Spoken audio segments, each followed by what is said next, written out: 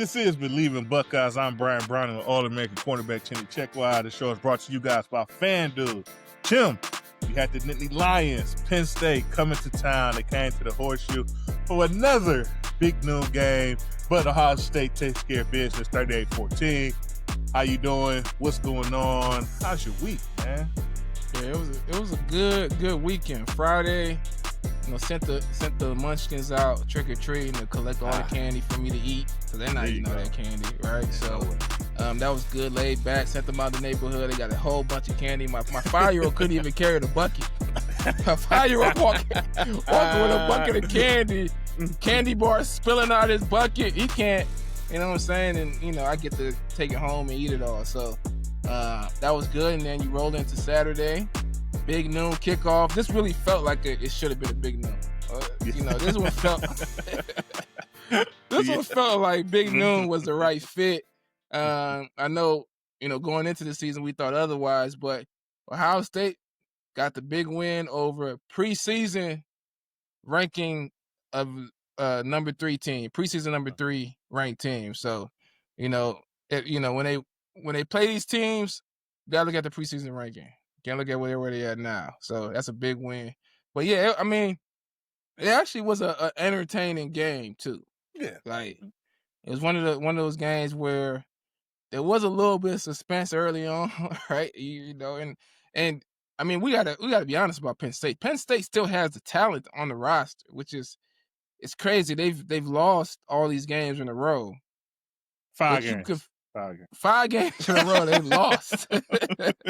Right. But you can actually see the guys that are different, the guys that have talent. So, Ohio State had to come out there and get the win, and they did it. They did it in dominant fashion, especially in the second half. Yeah, that's for sure. Yeah, all right. They started the game with that running back with K-Tron Allen. Hit a big one, get them balanced. They hit a big play on us. Get a turnover, right? Second quarter. Going to halftime, they only down 14-17. And then, I'm like, hey, this is Penn State got to be feeling really good about themselves right now, man. Right. 14 points against our defense, first off, right? At that point, you have won the turnover. A lot of things are going your way. And to be honest, I would say Penn State really probably played a very good game. I can't point at one thing and say, you know what? They messed this up, and because of that, they lost this game. But here come Ohio State, right? I think Coach Day kind of said it in the locker room. Obviously, they was up by 3. They felt like they was down by 21. The guys was, kind of hard on themselves. They was locked in, focused, and then boom, you throw the ball to Carnell, Tate, and Jeremiah Smith, and then next thing you know, the game is kind of out of reach for Penn State. But, that's Ohio State, man, right? And it felt like Julian Sayin went out. He had obviously a fantastic game with 20 of 23, over 300 yards passing, 4 touchdowns. It's a pretty good day at the office or in the shoe. You have more touchdown throws than incompletions, right? It's crazy. It's crazy. And really, all the games it's been close in terms of touchdowns versus incompletion, because he doesn't have a lot of incompletions, right? The thing that to me that was interesting about the game is in that first half, you're kind of in the moment. I got kids running around, I'm doing different stuff, right? Watching the game. And it felt like Penn State was kind of having their way a little bit in the run game on the offense. I start texting the group chat like, hey, man, they got to better fix this before we play Michigan. Right? That's right. That's right. But when you go back and watch it, and obviously Penn State has some talented running backs, right? So they're going to make some plays. They're going to make some guys miss some tackles. But their biggest plays in the run, at least I think they ran it 3 or 4 times. The first play of the game, one of the first touchdown run was a toss that they ran where they had 2 extra linemen in the game and 2 tight ends. I don't think any receivers on the field, and they lined all those guys up to one side. It was a look that our defense, I don't believe, has seen. Actually, I would say I know they haven't seen it, because if they had seen it, they would have lined up properly to it. And so that's one of those things where you go in at halftime, everybody's upset. Man, they doing, they relying on to run the ball. We're not playing hard enough. We're not playing tough enough. And then the coach will say, hey, let me draw this up on the board. Hey, they got 4 guys over there. none of these guys are receivers, so let's stop playing pass. Let's line up, make sure we're taking these blocks on, make sure we got the numbers to stop it. And then that ends that because you can't do a lot of stuff off of, 6 offensive linemen, 2 tight ends. There's no 7 real offensive pass linemen, plays. okay. Right. Yeah. Right. So, Yeah. I think, they came in with a good game plan, one. They executed that game plan, but obviously they were just limited in how much they could do on top of that, right? They didn't have another gear. So once Ohio State was able to weather the storm, they were able to take care of that. But as you mentioned, Julian Sayin is now in this position where, the Heisman Trophy is realistic. But before we talk about him, let's give out our Buckeyes. Okay. All right. Cause yeah, man, I got something to say on that. But yeah, man, let's talk about Buckeyes, right? So obviously, when and it's funny, like, right, what are we 8-0? And I've been saving it, to be honest, because we knew this guy was going to get a Buckeye sooner or later. But I got to get a Buckeye this week to Jeremiah Smith. Jeremiah Smith, 6 catches, 123 receiving yards, 2 touchdowns, long catch of the day for 57-yard bomb. And like I said, Jeremiah's been playing fantastic all season. But he get the Buckeyes this game particularly because the way the game started, right? We knew Penn State was going to be fired up. They were going to give us their best shot. Obviously, they got an intern coach in there, and Terry Smith, a former player for them. They got their backs against the wall. They lost 4 games straight. We're going to get their best punch. And Jeremiah came out early and kind of just set the tone and making some completions. Obviously, they hit him on a slant route in the red zone. He takes that in for a touchdown. And, you need, in big games, you need your best players to kind of show out. Now, obviously, Penn State is down, and it's almost tough to call this one a big game just looking at their record. But at the end of the day, like you said, it's still Penn State.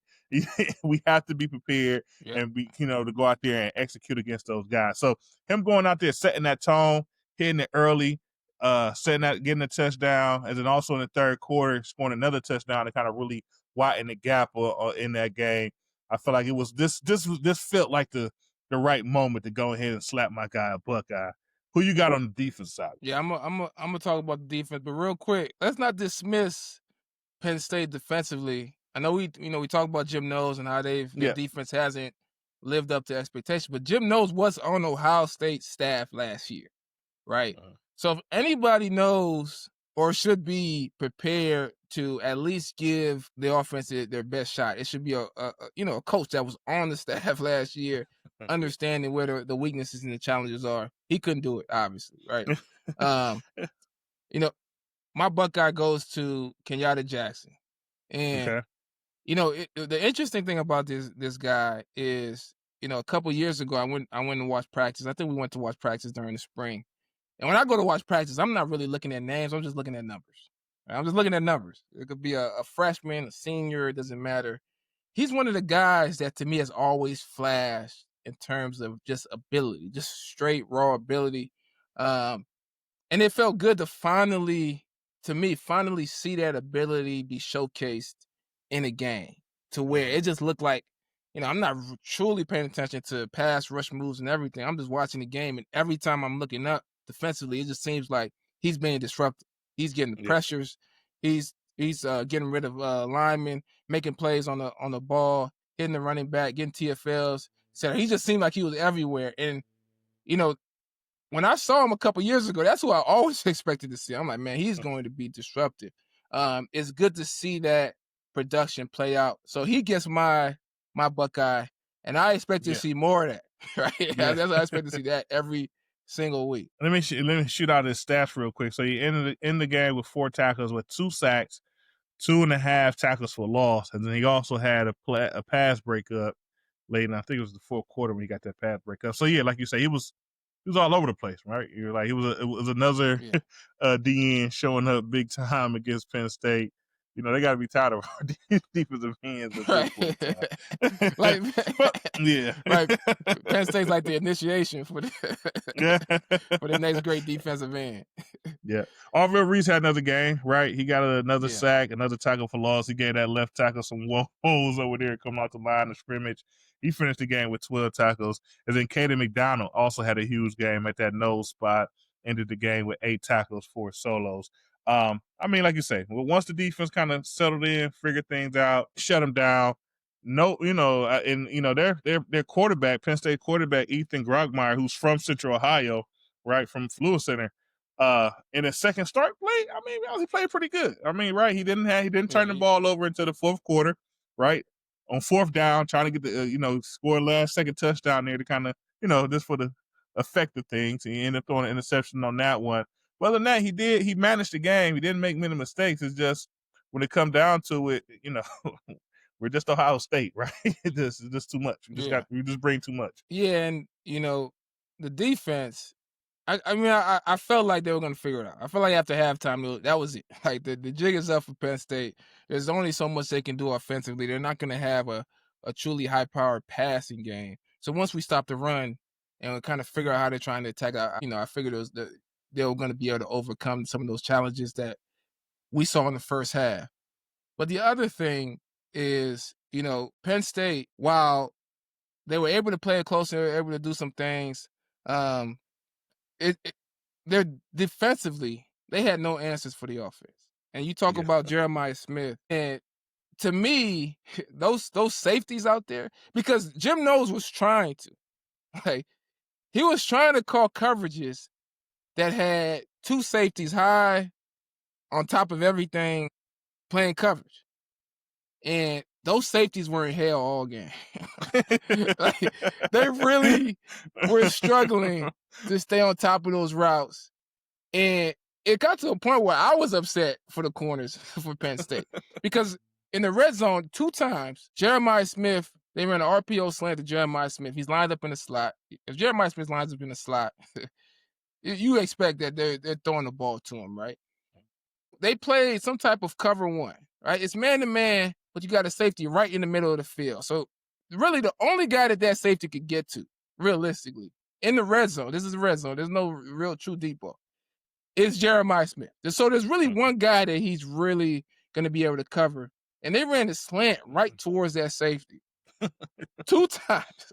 The first time, he catches the ball, and the safety delivers the hit, and he walks into the end zone. Yeah, that's the first. Yeah. Split him, and the funny thing is, like, he get hit, he don't even go down. That's the most right. Like, he is right there. He don't even go down, right? But yeah, go ahead. I'm not sure he felt the hit. I'm not sure. I'm not sure he felt the hit, B. Honestly, I'm not sure he felt it. On the second one, the second one was probably, I know the defensive coaches got to be so mad because the second one, they actually tipped the ball. Tip the ball. So when a ball is tipped, there's no more pass interference. You could tackle the receiver. It doesn't matter. There's no pass interference. It's not a penalty if you hit the guy. They tip the ball, and the safety, who has to have his eyes closed at this point, he has to have his eyes closed because they tip the ball, and he basically runs into his own player. And meanwhile, Jeremiah Smith has the body control and reaction ability to catch it with one hand, snag it, and then score another touchdown. Same play, opposite side, same result.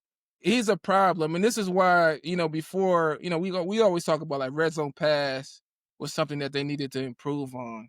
And it was something that was always surprising to me. And it always made me, it wasn't something that I was super concerned about because they have a ton of red zone targets, right? If you could take one receiver and run a slant right into the safety and he could catch it and walk into the end zone, that's 2 guys on him, and you still throw the ball to him. Imagine if they threw the ball to the guy who's being covered by one guy, Carnell Tate, or to one of the tight end targets who are also big as well, or if they got like a Brandon Ennis or somebody else on a one-on-one. They've really got a lot of options in the red zone when it comes to the passing game, and it's starting to feel a little bit unfair. Yeah. And shout out to the Bennett Christian. He caught a touchdown, right, from Julian Sayin at the tight end room, and Ennis hit him early, ripped the seam for one early on them. I mean, like you said, there's too many guys, right? And whenever you got Julian Sayin who's playing this clean, not making mistakes, Jim Knowles won a couple blitz, right? They got some pressure off our running backs into some of these pass pro situations. It just wasn't enough, right? I think Julian Sayin obviously only still had 3 incompletions, so he threw a couple away. He still was able to complete some on checkdowns. It's just get tough, man. And the nation now, right? Now the whole nation is kind of paying a little bit more attention to Julian Sayin and what he's bringing to the table here. Looking at FanDuel, their Heisman odds, he's now their favorite. Julian Sayin is number 1 at a plus 175. Jeremiah Smith is still on that list. He's the number 1, let's say, non-quarterback on that list as a favorite to win the Heisman. But it feels right? Like it doesn't like Yeah. it's not a crazy call to say that Julian Sayin is the top player in the nation that might be able to win and bring home the trophy. Yeah, it's not crazy at all. I do actually think that Julian Sayin is a top, I don't know, 2 or 3 quarterback in the nation. Just simply, like, take the Heisman out of it, I think he's a top 2 or 3 quarterback in the nation, which puts you right there in the Heisman. I think the challenge is, 1, the height. A lot of these a lot of times the Heisman is early season height that you can carry throughout the rest of the season, or it's a narrative around something that you're doing that has never been done before, right? Travis Hunter, I mean, they start counting snaps last year to give him a Heisman. While Ashton Genty, who got second, is really looking at, is he going to break the rushing record, or how close does he get to it? Julian Sayin has a narrative of highest efficiency ever at this point, right? So that he has a storyline that he really could carry through the end of the season. Obviously, with Ohio State, the issue always is talent. The quarterback gets hurt because they have a ton of receiver talent. The receiver gets hurt because there's other receiver talent, and there's a really good quarterback. The running backs get hurt because there's too much. So that's always an issue. But I do think the ability to maintain that level of efficiency that's unprecedented, right, is something that, you know, when you start to do stuff that no one ever has been able to do before. A lot of guys have had great receivers. Joe Burrow had great receivers, right? But even him or others not being able to have that level of efficiency, then you start talking about something that, because a lot of it is marketing, right? And that's something that could be marketed. So yeah, I think he has a real shot at one, for sure, being one of the top 3 finalists for the Heisman. But depending on how these next few games go, and winning against Michigan, right? If you lose against Michigan, the Heisman conversation in terms of winning is over with. It's over with. Well, winning against Michigan gives him a real opportunity to really hoist that trophy. Yeah, and then currently, I think Julian Sayin is sitting at about 80% completion. The record is currently held by Bo Nix, who went 77% for a season there. So I mean, it's just crazy. That's just a crazy number. 80% for a guy that does primarily his work in the pocket. You know, he's not a scrambler. He's not taking a bunch of sacks. No sacks in the Penn State game. It's just, it's simply just special when, just got to enjoy it and see exactly how it lands. That Big Ten championship game, though, everything, holds still, right? We win all our games. Yeah. Indiana holds all our games. The number 2 spot is currently Mendoza, Indiana's quarterback. So maybe that Big Ten championship will select the Heisman as well, right? Be the Heisman game. So I don't know, interesting stuff there. But so yeah, this week, well, when this show come out, I think tomorrow, Tuesday, the college playoff committee is slated to make their first, I don't know what you want to call it, but their first poll. Yeah, their playoff poll. What's your thoughts on that, man? It's kind of, obviously there's still a lot of football left to be played, but the AP poll is kind of, leaning a certain way. You imagine it won't be exactly the same, but you imagine it'd be close. Right? Yeah, I think all the fuss that the SEC made last year, and then the ton of SEC rankings early, I think that early poll is going to have a lot of SEC teams in the playoff. And I think there's going to be some losses still to come. I personally think Bama's going to lose another game. I think they're going to lose another game. Good football team. They've done a lot, but they're really not a balanced football team, which to me means more margin of error, better ability for the defense to scheme up and try to stop the passing game. They have a great passing game. That's all they got, right? So, and then on the flip side, they can't stop the run. So I think you'll see more losses in the SEC. I do think in the end, they probably end up with the most teams, maybe around 3 or 4 teams. The question is, does the ACC get 2 teams? Does the Big 12 get 2 teams? So that's going to be an interesting thing to see. Yeah, so right now, looking at things, if you're just kind of taking it, like, what the AP poll and what we think would be makes sense, right? You're looking at the Big Ten with the 1, 2, 3 teams in there, with Ohio State, Indiana, Oregon. You talk about the SEC and their 4 teams. You got Texas A&M, Alabama, Georgia, Ole Miss, in there as well. And I think you kind of got is that 4? That's 4 teams right there, right? Yeah. And then you imagine. The ACC is just really killing themselves, right? The ACC, Right. like all their top dogs are, knocking or falling. I think North NC Carolina, State, man. NC State, ain't man. beat nobody but the top teams. That's it. They just won't get right. As Georgia Tech went down to them this weekend, they're kind of nicking each other. Then obviously Miami take their second loss this weekend. But the Big 12 is kind of holding strong. They got still an undefeated team in BYU. They got Texas Tech, who has one loss, but been playing really well all season. And then you got to plug in Notre Dame because, it's Notre Dame.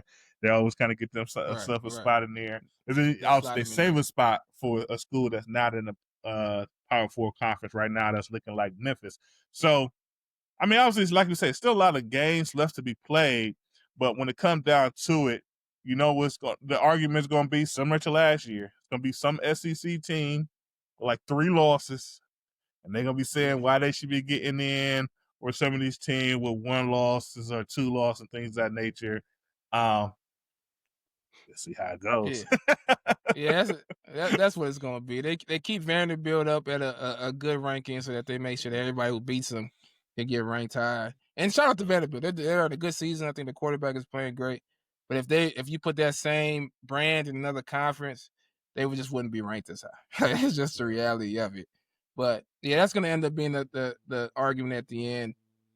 Miami lost again. The team with all the creatures and the athletes that nobody else can really match up with lost again. And Miami is kind of a lesson in that it's hard to bring in a ton of transfer portal talent and be able to go through a season and expect these guys to grow together. You got to grow throughout the season to get better. Every team is getting better. If you peak early, you're just not going to be one of those teams that's standing at the end.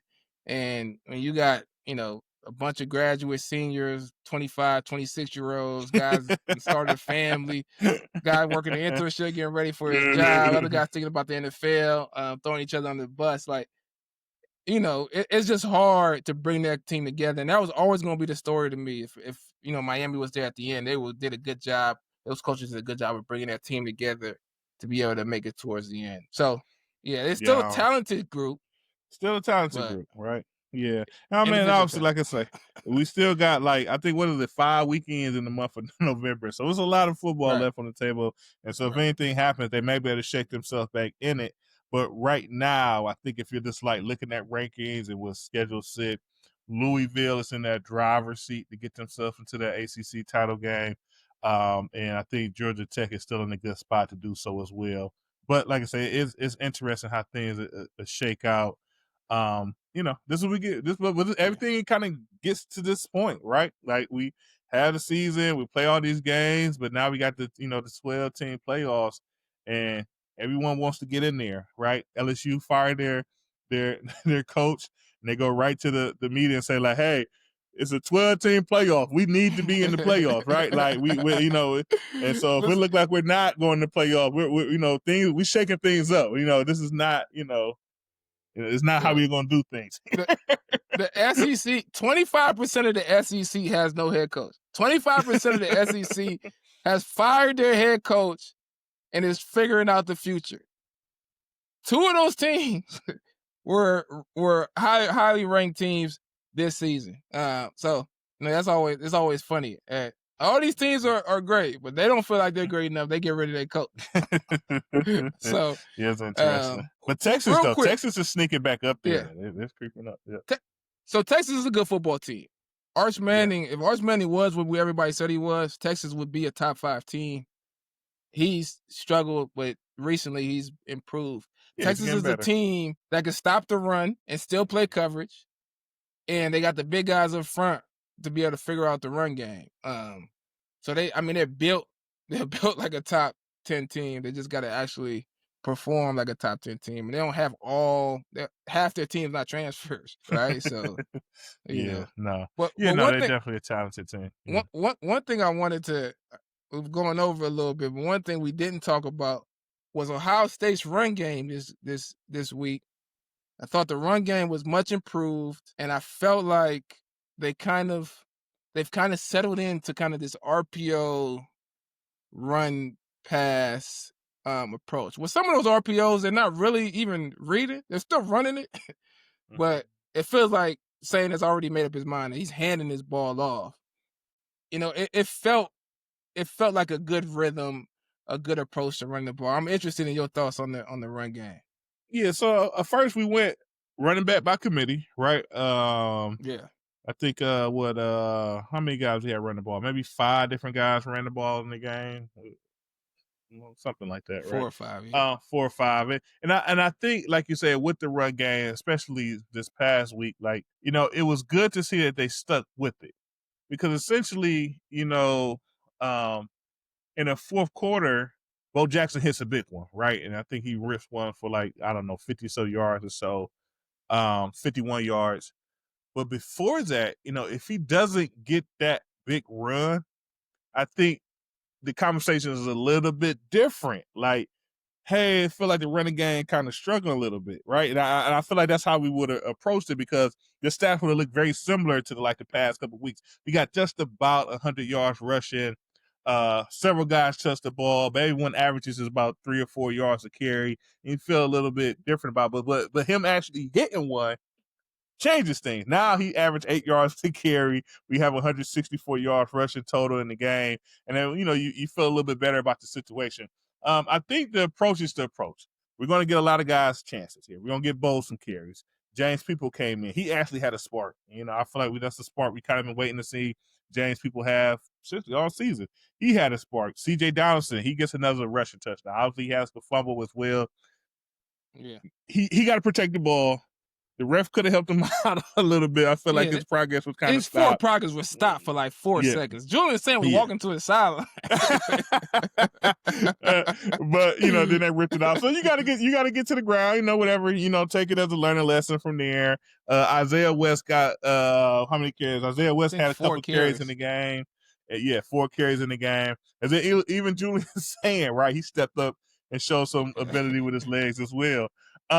But I think that's our approach for the season. Obviously we got spoiled last year, right? We had 2 second round draft picks in the backfield, talented guys, any play they could take it the distance. We don't quite have that right now when you look at our running back by committee. Obviously, Bo is our best chance that they're supposed to play, but he's still not as fast as a Travion Henderson. Once he got to the second, third level, you couldn't catch him. So, I like the approach. I like that we went out there, we stuck with it. We kept, we kept, going to it. Obviously, Penn State hit us on a couple blitzes. We got back to the run game. Third quarter, we hit them on some explosive plays, and that kind of pretty much wrapped up the game. But we was able to run the ball when we wanted to. In the end of the game, when we just trying to really run the clock out, we was able to continue to take chunks and do positive things with the run game as well. But I think the first play of the game, we got a tackle or loss for 4 yards. We lost 4 yards in the first play. We can't have that kind of stuff, right? But overall, I think it was a good blitz, positive man. day. It was a good blitz. Jim Knowles still could scheme up a blitz. You can't have it, but at the same time, it's one of those things. So yeah, got you there, man. But one last thing that we kind of forgot to hit on, and we need to discuss it. So also, Penn State, they got an interim head coach in Terry Smith. Press game after the game, he kind of hit on we need to do these things, we need to do these things. But like I say, when it come down, you couldn't quite punch your finger on why Penn State lost. It's just we just wasn't as good, right? But the thing that he pointed his finger at was, and he said it no disrespect to our previous guys, but Jeremiah Smith and Carnell Tate are the best 1-2 that he's seen in college football. And he's a former wide receiver, a professional football player. Played at Penn State. I mean, he knows who he's looking at. Man, that's pretty high praise, right? He didn't necessarily say 1-2 in combination. He said those 2 guys are the 2 best receivers ever in Ohio State, ever. That's Chris Carter, David Boston, is Ted Ginn, Terry Glenn, as Garrett Wilson, Chris Olave, Jackson Smith and Jigba. There's a lot of guys that he said, look, no disrespect to those guys, but these 2 guys are the best. That tells you how much they were in hell on defense. That just tells you. It tells you how much they were struggling defensively. to after the game say, look, we had these two guys on the outside that we couldn't do nothing with. We couldn't do nothing with it. Couldn't do nothing with we them couldn't do bulls. nothing with these. So, but I will say this. I want to say this because it's not unfortunate. It is. I won't say unfortunately, but what happens is when you have two elite receivers, if one is considered the better receiver, then we look at the other one as the second receiver. When in all actuality, if these two individuals are on the team in two different eras, basically, the other individual, which I'm talking about, Carnell Tate, could be one of the elite receivers at Ohio State. Where we're comparing them, is he in the top 5 ever? Like, it's legitimate that we could say Carnell Tate is in the top 5 ever if he got the targets and the focus like Marvin Harrison got. And I remember going to spring practice when he was a freshman and watching him catch passes and saying, hey, this guy is ready right now. Like, he's ready right now to be a number 1 receiver. This is his freshman year. He hasn't even gone through the process. Coming out of the process, he's even at a different level than what I saw there.